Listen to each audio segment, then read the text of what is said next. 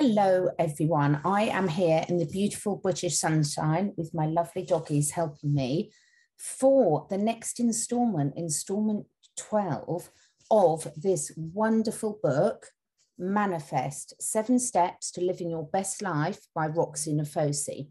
Now, I'm sure all of you know by now, but for anyone watching this for the first time, this is a series, it's a book club reading series that I'm doing where I'm reading through Roxie's book about manifesting and then adding in some of my own comments. So the link below the video will have to the full series that I've been doing, the full playlist. So if you're listening to this for the first time, you can absolutely listen to the chapters in order, but it might make more sense for you to go back and start listening from number 1, and you can follow through the book with you. And that way it's great because you can do it at a pace that suits you and go backwards to areas that you need a reminder of or just to perk yourself up a bit. Now, as I've said before, the reason why I'm reading this book is manifesting has been a big part of my life for years now. But like everyone, I slip into bad habits. And when my daughter found this book and showed it to me, first and foremost, it's my favorite color. I love orange. I'm normally wearing orange. But secondly, I found it so beautifully written and so simple with such great techniques. And by simple, I think it takes a real skill to actually write a book about something that's so complex in such a simple way. So I've been reading through this book. A lot of you have bought your own copies of the book, which is wonderful to support Roxie, the author. And also because throughout the book, it's got little areas where you can make your own notes and do the exercises. So it almost becomes like your own little journal. So as I said, feel free to dip in and out to the different chapters. They're all labeled. The full playlist is in the link below, or you can just search on my YouTube channel for the playlist. It's under Manifesting or Book Club. And today we are going on to, well, the final chapter apart from the monologue, which is Step 7, Trust in the Universe. And this starts on page 137. So let's get started. Step 7, Trust in the Universe. The secret of getting what you want from life is to know what you want and believe you can have it. That's a quote from Norman Vincent Peale. Once you know the life you want to manifest, you've cultivated self-love, removed fear and doubt, overcome tests from the universe, aligned your behavior, embraced gratitude without caveats, and turned your envy into inspiration, all that is left for you to do is to have trust. Trust that the universe will provide you with everything that you need, and trust in the magnificent magic of manifesting. This trust can be described as a knowing feeling. It's knowing that, even if you have no idea how it will happen, you just know that it will. It's knowing without doubt that the things you desire most are coming to you. It's this belief and unwavering faith that will ultimately enable you to call in whatever it is you want to manifest. One of the biggest misconceptions about manifesting is that it's about controlling your future. But manifesting is not about control. Manifesting is about surrender. It's about knowing and visualizing what you want, being proactive and reaching it, and then surrendering to the journey that will ultimately guide you there. Remember when I said at the start of this book that visualizing what you want is like putting your exact destination into Google Maps? Well, imagine then that manifesting is the computer program behind the app. You allow it to direct you on which turn to take, which roads to avoid, which highways to travel down, and to help you get back on track if you take a wrong turn. You don't attempt to control this process. You allow it to do its job while you do yours. So to surrender to the magic of manifesting, you must trust in it in the same way. I love that. Louise Hay, I remember, described manifesting like going into the cosmic kitchen, where when you go to a restaurant, you place your order and then you sit there having a nice chat with whoever you're with. You don't keep running into the kitchen to make sure they're cooking it right and that they're delivering the right thing. But similarly, if they deliver the order to you and it's the wrong food, you can go back and ask them to change it. And that's the same thing with manifesting. If you haven't been clear enough, then you just get clearer and you ask again. So I love that analogy. It's one that's always stuck with me. Before I discovered manifesting, I viewed any kind of rejection as supporting evidence that I was unworthy or unlovable, and I repeatedly allowed it to deter me from moving forward. I settled for less than I deserved because I doubted the things I desired would ever come to me. I allowed envy to take over because I didn't believe that the life I wanted to have was one I could create for myself. I was forever standing in my own way because I didn't have faith in a better future. Now, thanks to my unwavering trust in the universe and in all manifesting, my life is very different. I see rejection as nothing more than a redirection to something better. I never settle for less because I know that when I demonstrate high self-worth by overcoming tests from the universe, I will be rewarded with abundance, and I don't waste valuable energy on feelings of envy, but instead seek to be constantly inspired. I know from deep within me that the universe has my back. I trust that it wants to provide me with the abundance it holds. I believe that the universe is generous and that it wants to provide for us all. It wants us to know our worth, to let go of what no longer serves us, and to step into our power. I know that the universe wants the best for me, and I want you to know that it wants the best for you too. This final step is arguably the most powerful of them all. Not only does it help you to overcome challenges with greater ease, it empowers you to transcend fear and doubt, two of the biggest blocks to manifesting. There is simply no room for fear and doubt to exist when you have full faith in the universe and its ability and willingness to provide for you. How lovely is that? Isn't it beautiful?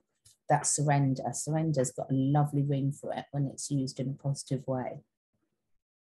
Feelings of trust, assuredness, and unwavering confidence are all high vibe, and they enable you to effortlessly attract abundance into your life. Trusting in the universe supports your manifesting journey in another way too. It allows you to cultivate that magnetic attitude of gratitude that is needed for manifestation. How? Well, when we're certain that something is going to happen, we can surrender to the journey of getting there. This in itself removes the level of worry, anxiety, and stress because it removes the constant question of how will it happen. For example, let's imagine if you were house hunting. If you lack trust in it all working out the way you want it to, during your search, you may find yourself constantly and desperately wondering, when will I find it? And then feeling disappointed every time you see a house that isn't the one. You might begin to panic that you won't sell your current property in time, and you may find yourselves having sleepless nights worrying about how it's all going to play out. The whole process could become an incredibly stress-inducing situation.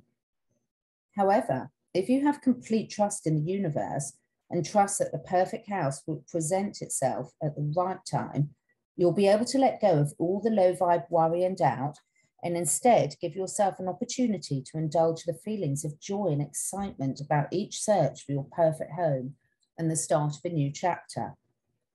When you're not worried about how you're going to get somewhere, because you just know that somehow you will, you can simply be more mindful in the present moment and practice greater awareness and appreciation for all that is already around you. This is how we really sink into that manifesting sweet spot that I mentioned in step 5, embrace gratitude without caveats. See page 109. Knowing what you want while being simultaneously and wholeheartedly grateful for all that you currently have. Step 7 is integral to manifesting, and it reinforces all the steps that come before it, but it's also the one that people struggle with the most. I will often hear people say, I'm doing everything that I'm supposed to, and it hasn't happened yet. Clearly, this doesn't work for me. They become frustrated and doubtful and begin to undo all the wonderful inner work they had committed to up until this point. They fall back into bad habits and begin to settle for things that compromise their self-worth because they no longer trust in the process. This usually happens because of one thing: impatience. I can hold my hand up to that. It's probably the biggest thing I've learned over the last couple of years is patience. My friends used to say that they'd put "hurry up" on my gravestone because I was always in a hurry to do things. And now I'm just really sitting back and enjoying the ride. It's so much less stressful. It's really wonderful. It's taken me a long while to learn it though. Impatience is the enemy of manifesting. This is because impatience interferes with a little something called divine timing. Divine timing is the timing of the universe of an energetic force greater than ourselves. Trusting in divine timing is essentially a fancy way of saying, I believe that everything happens for a reason. When we trust in divine timing, we can surrender the need for control, for fixed timelines, and for an urgency to rush our lives. Trusting in divine timing allows us to be present and mindful and to know that everything is unfolding in the way it's supposed to. It allows us to stay strong when things don't go exactly as we imagined. It allows us to find joy and beauty and contentment in the journey and not just in the destination. Divine timing is the essence of manifesting, and we have to trust in it so that we can allow the magic to really do its best work. For most people, divine timing is rarely given the space it needs to play out. What often happens is that they become impatient and begin to interfere with the process and ultimately steer themselves off path to their dreams in the hope of finding a quicker route. It's easy to understand why so many of us do this when we live in a world of instant gratification. It's as though we expect to manifest our dreams as quickly as we receive an online order. So true, isn't it? The process of waiting for something is a huge test of our self-belief and self-worth. When something doesn't come to us straight away, there's more room for our negative thoughts, limiting beliefs, and insecurities to grow. Our instinct can be to lean into that negativity and to lower our vibration by allowing our fears and doubts to get louder. We may say things like, I knew I wasn't worthy of it, or I should never have believed I could have that for myself. What happens then is that we try to heal the insecurity by finding something that can temporarily put a plaster over self-doubt. For example, I had a friend who was single for a year. She decided at this point that she was fed up with waiting to meet someone. She kept saying to me, why isn't it happening? I gently reminded her that, first, 1 year of being single isn't really that long. And second, it was clear that she was still full of fear and doubt. I told her that I believed she needed to focus on healing her past before she could call in her soulmate. But she did what many friends do when receiving advice, listened intently and then chose to totally ignore it. We've all done that, haven't we? I'm laughing because I've done that before and it's bitten me in the bottom.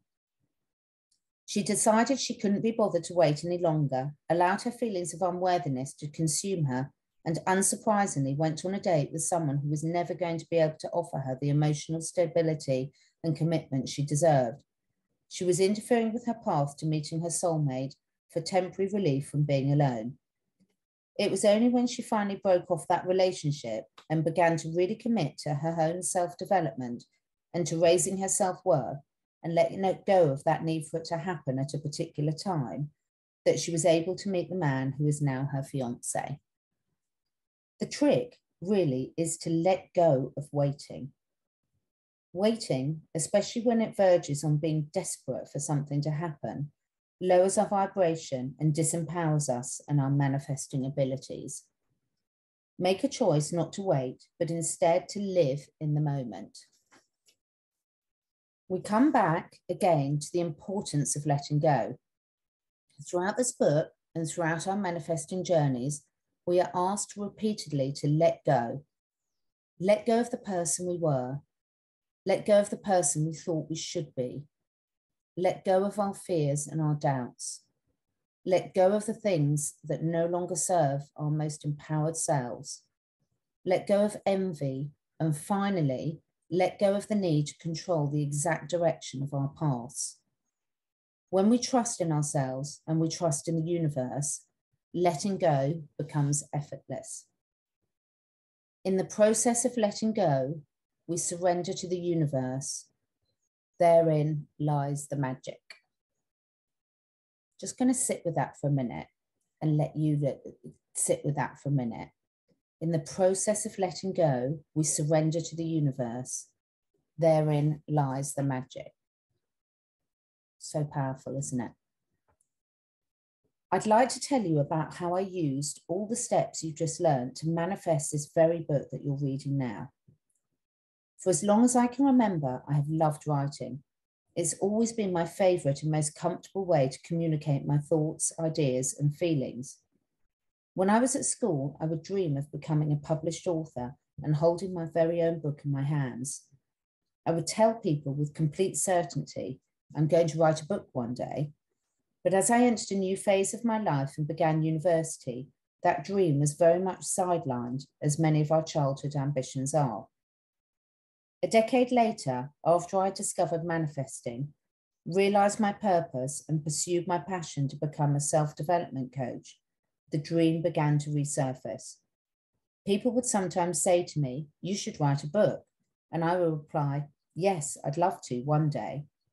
The dream had re-emerged, and I knew that I wanted to write a book. I was certain about that, but I wasn't sure when or how or what. Then, last year, a book agent got in touch with me via Instagram.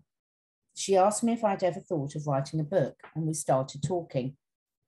In our conversations, for the first time, I was able to gain complete clarity on what the book was going to be, my 7-step guide to manifesting.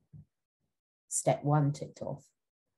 Then, about 2 months after we started talking about putting together a proposal for her to take to various publishing houses, the agent had to step away from working together for personal reasons. This is probably a good thing, as I didn't feel entirely ready anyway, I thought.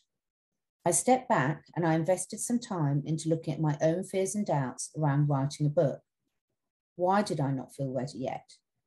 I began to recognize some limiting beliefs that were stopping me from really believing I was capable.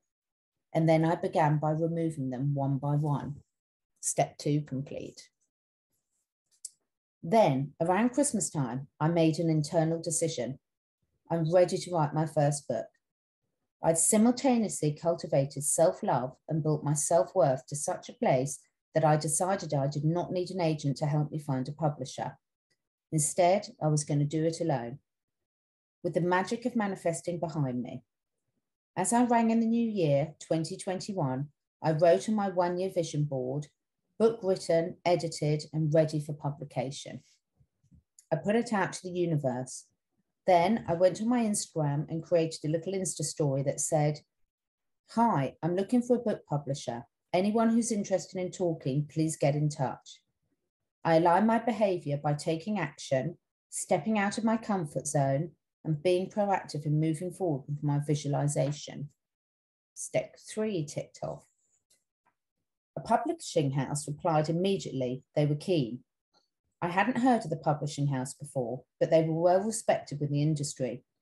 I spoke on the phone to a lovely lady who had approached me on Instagram, and within a week, I had received my first offer. It was a really good offer, but when I spoke to them again, something in me just wasn't sure. I knew in my heart that there was one publishing house I wanted to sign with, and only one. It was the one that published the book that first took me on my self-development journey, Feel the Fear and Do It Anyway by Susan Jeffers.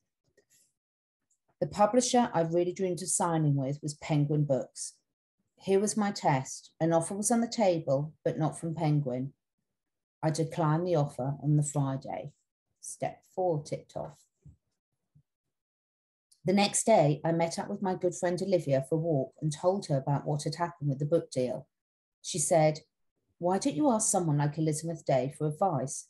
She's published some amazing books. Perhaps you could reach out to her on Instagram." A light bulb moment.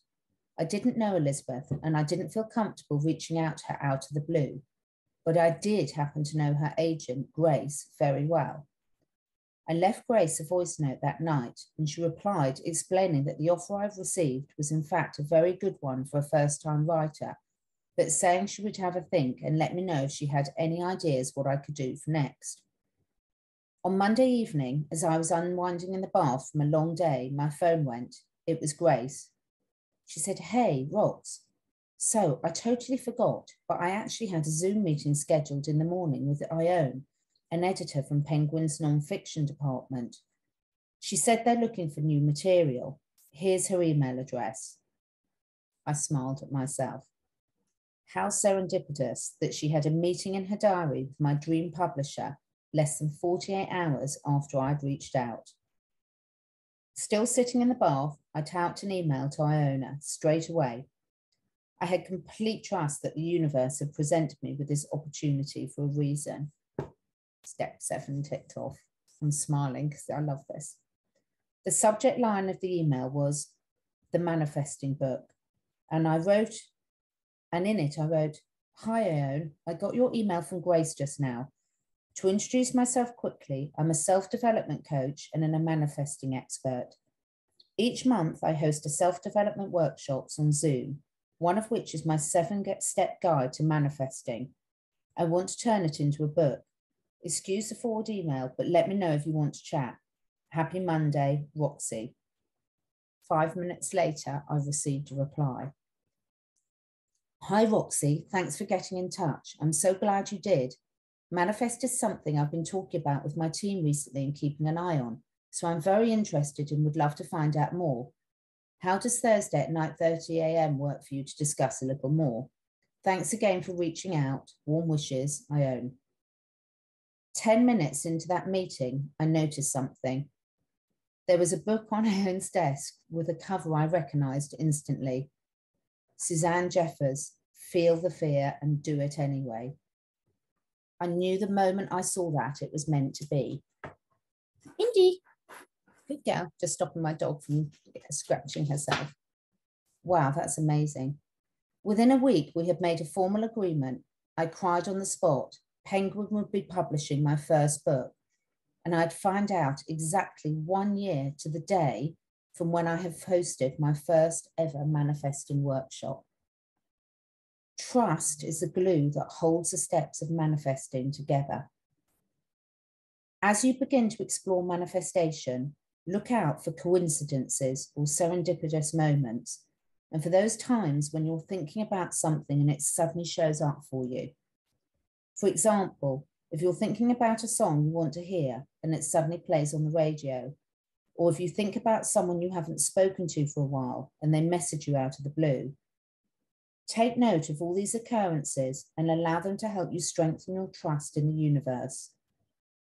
Allow them to show you the powerful energetic force that exists in the universe and the powerful ability within you to create and alter your own reality. And then, when the things you want to manifest in your life begin to appear, see your trust strengthen tenfold and allow that to propel you even further into your manifesting journey. That's the end of the book. I'm just going to read the epilogue. Epilogue, page 149. When you began reading this book, you may have thought that manifesting was just about visualizing the things you want and then waiting for them to happen. I hope that now you're able to see and understand all the many layers of manifesting. I hope that after reading this book, you see manifesting in the same way I do, not just as a magical force, but as a self-development practice to live by. Manifesting does not just bring about abundance into your life, it helps you to step into your power and unleash all the incredible potential within you. At the core of manifesting is your self-worth, your subconscious beliefs about what you deserve and your capacity for self-love. Manifesting encourages you to be the best version of you that exists. It pushes you to step into your most authentic, empowered self and discover the inner strength that lives within you to overcome your limiting beliefs, your doubts, your fears, and your insecurities. Manifesting asks you to let go of what no longer serves you and to remember that you can be anything you want to be. Every single thing you do day to day is an opportunity for you to strengthen your manifesting power. The thoughts you choose to attach to, the way you nourish and fuel your body, the daily practices you commit to, the habits you create, the friendships you have, the behavior you accept from others, and the willingness to show to step out of your comfort zone. Everything you do is a demonstration of self-love, and every decision you make has the ability to raise your self-worth and to drive you closer to your dreams. In truth, the steps in this book are not to be approached one by one, but worked through simultaneously. Each of the 7 steps in this book supports the other, and when you're able to master them all, you will unlock the magic of manifesting. You only have one life, and your job is to make it the best it can be and to live a life that's filled with joy, love, purpose, and fulfillment. It's time now to stop letting life just happen to you and instead begin to recognize the infinite power within you to choose and create the exact life that you want to live and to manifest your best life. Someone once told you that you couldn't have it all. I'm here to tell you that you can. Acknowledgements. To Wade, none of this would have been possible without you. Thank you for absolutely everything. To Lee, my soul sister, thank you for being the best friend I've ever had. To all my family, I love you more than words can say. To Annie, for being by my side and helping me every step of the way. To Amy Bailey, thank you for bringing my cover vision to life. And finally, to every single person who's allowed me into their own self-development journey, who has come to a workshop, picked up this book, or shared themselves within this amazing community. So that's the end of our manifesting journey. Thank you, Roxie. Thank you, all of you, for listening. I want to know below, anyone that wants to share what you're manifesting. I'm going to be going backwards and forwards, listening to this again myself, because it's something I truly believe in. And anyone watching my channel knows that we are together creating, not only at an individual level, but at a humanity level, the world that we all want to live in. So enjoy the journey. You've got all the guidance you need now. Go get it. Go get your best life. Thank you for listening.